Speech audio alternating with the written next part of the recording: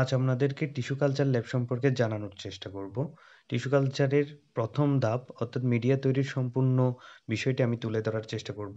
রাঙামাটি সরকারি কলেজের উদ্ভিদ বিজ্ঞান বিভাগের টিস্যু কালচারে যেভাবে মিডিয়া তৈরি করা হয়, আমি সেই পদ্ধতিটি আপনাদের মাঝে তুলে ধরার চেষ্টা করছি। টিস্যু কালচার বলতে যা বোঝানো হয়, জীবাণুমুক্ত পরিবেশে কৃত্রিম পুষ্টির মাধ্যমে উদ্ভিদ মাতৃদেহ থেকে বিচ্ছিন্নকৃত টিস্যুকে আবাদ করা অর্থাৎ বর্ধন এবং বিকাশ পদ্ধতিকে টিস্যু কালচার বলা হয়। টিস্যু কালচার পদ্ধতিতে উদ্ভিদের বিভাজনক্ষম কোষ থেকে উদ্ভিদের নতুন চারা তৈরি করা হয়। এর অপর নাম ইনভার্টু কালচার। এখানে উদ্ভিদের মূল, কাণ্ড, পাতা, ভ্রূণ, বীজ ইত্যাদি ব্যবহার করা হয়ে থাকে। ১৯০২ সালে জার্মান উদ্ভিদ বিজ্ঞানী গুটিলেভ হেবারল্যান্ড প্রথম একটি উদ্ভিদকে পুষ্টিবর্ধক মাধ্যমে স্থাপন করেন এবং পূর্ণাঙ্গ চারা তৈরি করেন। উনি উদ্ভিদ টিস্যু কালচারের জনক হিসেবে পরিচিত। টিস্যু কালচারের জন্য অনেক রকমের মাধ্যম ব্যবহার করা হয়। সাধারণত আমরা যেই মাধ্যমটা টিস্যু কালচারে ব্যবহার করছি এটা হচ্ছে এমএস মিডিয়া, এমএস মাধ্যম। এছাড়া ইএস মাধ্যম সহ আরও অনেকগুলো মাধ্যম রয়েছে। মুরাসিক এবং স্কোক মিডিয়া, সংক্ষেপে এমএস মিডিয়া, হলো উদ্ভিদের বৃদ্ধি মাধ্যম যা টিস্যু কালচারের জন্য ল্যাবে ব্যবহার করা হয়। আমরা এই মিডিয়াটাই এখন তৈরি করছি। এই মিডিয়া তৈরি করার জন্য অনেকগুলো পুষ্টি উপাদানের প্রয়োজন হয়। ১৯৬২ সালে উদ্ভিদ বিজ্ঞানী তোশিও মুরাসিচ এবং ফুকে স্কোক এটি আবিষ্কার করেন। বর্তমানে টিস্যু কালচারে এটি হলো সবচেয়ে জনপ্রিয় মাধ্যম অর্থাৎ এমএস মাধ্যম। এখানে মাইক্রোপুষ্টি হিসেবে ammonium nitrate, calcium chloride, magnesium sulphate, monopotassium phosphate, potassium nitrate ব্যবহার করা হয়। মাইক্রোপুষ্টি উপাদান হিসেবে boric acid, cobalt chloride, ferrous sulphate, manganese sulphate, potassium iodide, sodium molybdate, zinc sulphate ব্যবহার করা হয় এবং কপার সালফেট ব্যবহার করা হয়। ভিটামিন হিসেবে পাইরোডক্সিন এবং গ্লাইসিন ব্যবহার করা হয়। আর ফাইটোহরমোন হিসেবে ইন্ডোল অ্যাসিটিক অ্যাসিড, 6-বেনজেন অ্যামিনোপিউরিন, নক্সিন, জিবেরেলিন, সাইটোকাইনিন, এই হরমোনগুলো ব্যবহার করা হয়। সবগুলো পুষ্টি মাধ্যমকে আমরা প্রথমে একটি আরটিএস স্টক দ্রবণ তৈরি করেছি। আরটিএস স্টক দ্রবণ থেকে আমরা 1 লিটারের দ্রবণ তৈরির জন্য প্রত্যেকটি স্টক দ্রবণ থেকে 10 ml করে নিয়েছি এবং সেখানে আমরা 3% সুগার অর্থাৎ 1 লিটারের জন্য 30 গ্রাম সুগার দিয়েছি। যে মিডিয়াতে সুগার বা সুক্রোজ ব্যবহার করা হয় না তাকে এমএসও মিডিয়া বলা হয়। আর আমরা যেহেতু 3% সুগার তথা 30 গ্রাম সুগার ব্যবহার করেছি, তাহলে আমরা এটাকে MS30 মিডিয়া বলে থাকবো। সুক্রোজ যোগ করার পরে কিছু পরিমাণ ডিস্টিল ওয়াটার দিয়ে ম্যাগনেটিক স্টেয়ারের মাধ্যমে আমরা ডাইলুট করব। সুক্রোজগুলো ভালোভাবে গলে না যাওয়া পর্যন্ত আমরা ডাইলুশন করতে থাকব। ডাইলুশনের পরে আমরা নির্দিষ্ট মিডিয়ার জন্য নির্দিষ্ট পরিমাণ হরমোন যোগ করব এবং হরমোন যোগ করে এটা ডিস্টিল ওয়াটারের মাধ্যমে 1 লিটারে ভলিউম করব। আমরা শর্ট মিডিয়া বানানোর কারণে এখানে 10 ml আমরা বিএপি অর্থাৎ 6-বেনজেন অ্যামিনোপিউরিন ব্যবহার করব।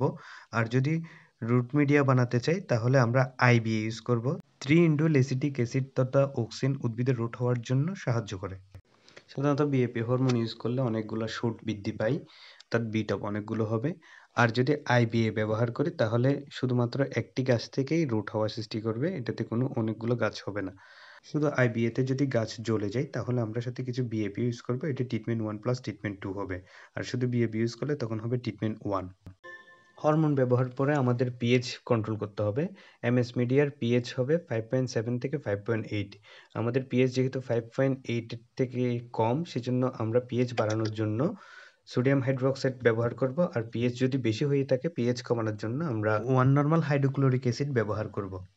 1 নরমাল সোডিয়াম হাইড্রোক্সাইড তৈরি করার জন্য আমরা 4 গ্রাম সোডিয়াম হাইড্রোক্সাইডের সাথে ডিস্টিল ওয়াটার যোগ করে 100 ml ভলিউম করব এবং 1 নরমাল HCl তৈরি করার জন্য 8.5 ml HCl এর সাথে ডিস্টিল ওয়াটার যোগ করে 100 ml ভলিউম করব। পকেট পিএইচ মিটার অথবা এরকম ডিজিটাল পিএইচ মিটারের সাহায্যে আমরা মিডিয়ার পিএইচ মেপে নিব। মিডিয়া জমাট বাঁধানোর জন্য আমরা প্রতি লিটারে 7 গ্রাম করে এগার ব্যবহার করব। মিডিয়াতে এগার যুক্ত করে হট প্লেটের মাধ্যমে আমরা সেটাকে উত্তপ্ত করব এবং যতক্ষণ পর্যন্ত এটি না ফুটে ক্রিস্টাল ক্লিয়ার না হবে ততক্ষণ পর্যন্ত আমরা এরকম একটি গ্লাস স্টেট দিয়ে এটি নাড়াতে থাকবো। গ্লাস স্টেটে নাড়াতে নাড়াতে এগারগুলো সম্পূর্ণ গলে যাবে এবং পিএইচ সম্পূর্ণ কন্ট্রোলে থাকলে তাহলে এটা সম্পূর্ণ একদম গলে ক্রিস্টাল ক্লিয়ার হয়ে যাবে।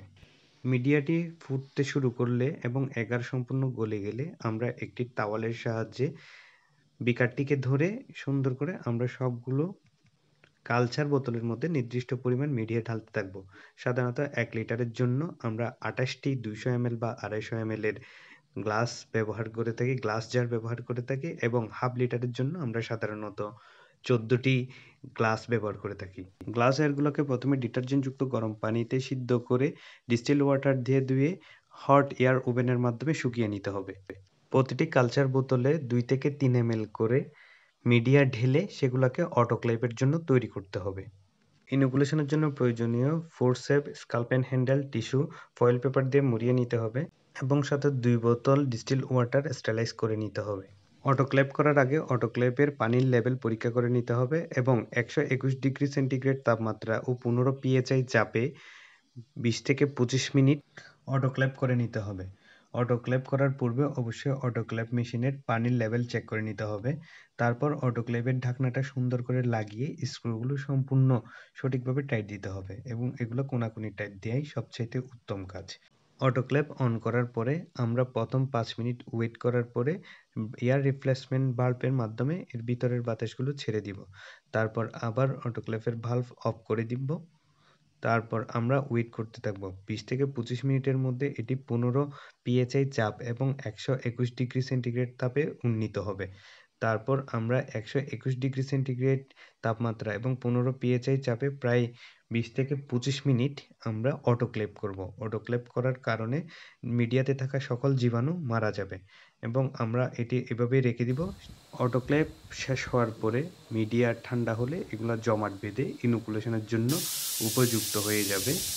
পরবর্তী ভিডিওতে আমি ইনোকুলেশন থেকে হার্ডেনিং পর্যন্ত প্রসেসটি দেখিয়ে দিব। আজ এই পর্যন্তই। পরবর্তী ভিডিওতে সাথেই থাকবেন। ধন্যবাদ সবাইকে।